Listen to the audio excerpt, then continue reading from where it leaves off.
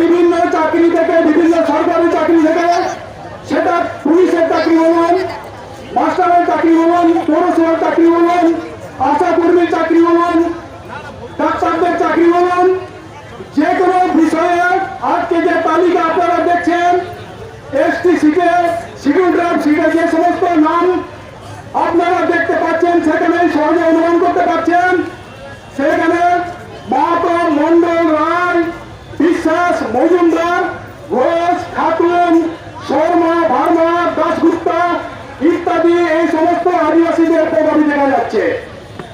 আমরা কোনোদিন এই ধরনের আদিবাসী পশ্চিমবাংলায় দেখিনি। আজ থেকে 15-20 বছর আগেও আমরা এটা দেখতে পাইনি। বিভিন্ন কলেজে যে সমস্ত আদিবাসীদের ছাত্রছাত্রীদের যে তালিকা বেরোচ্ছে, সেই তালিকায় দেখবেন এই সমস্ত পদবীধারী ব্যক্তিরা, ছাত্রছাত্রীরা এখানে আদিবাসী সিট দখল করছে।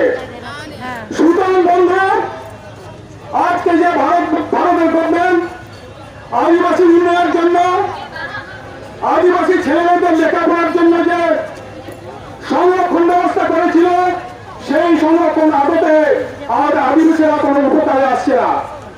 এবং অদূর ভবিষ্যতে দেখবেন এইভাবে যদি চলতে থাকে, এক সময় এই যে মাহলে মুন্ডা, সন্তান খারিয়া, ওরাও এরা পড়ার দিন এই এসটিসিতে চাকরিও পাবে না, হায়ার এডুকেশনও পাবে না। সুতরাং বন্ধু, এখন সাবধান হন।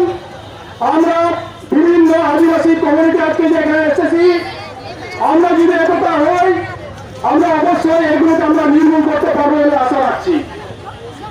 এবার দেখুন এইগুলো কিভাবে হচ্ছে। আমি সংক্ষেপে বলবো, বেশি কথা বলবো না, অনেক বক্তা আছেন।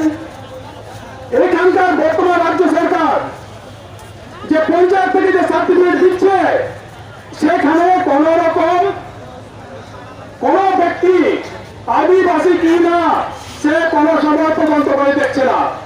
যেভাবে সার্টিফিকেটের নাম চাওয়া হচ্ছে, সেইভাবে পুলিশ, মিডিয়া, সান্তাল ওরা করে তাকে এসটি বানিয়ে দিল।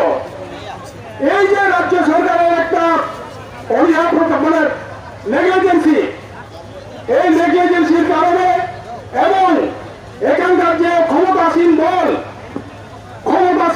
আজকে পঞ্চায়েতের উপর প্রভাব বিস্তার করে এসডিও, বিডিও এবং এমনকি ডিএমের অফিসে তারা রাজনৈতিক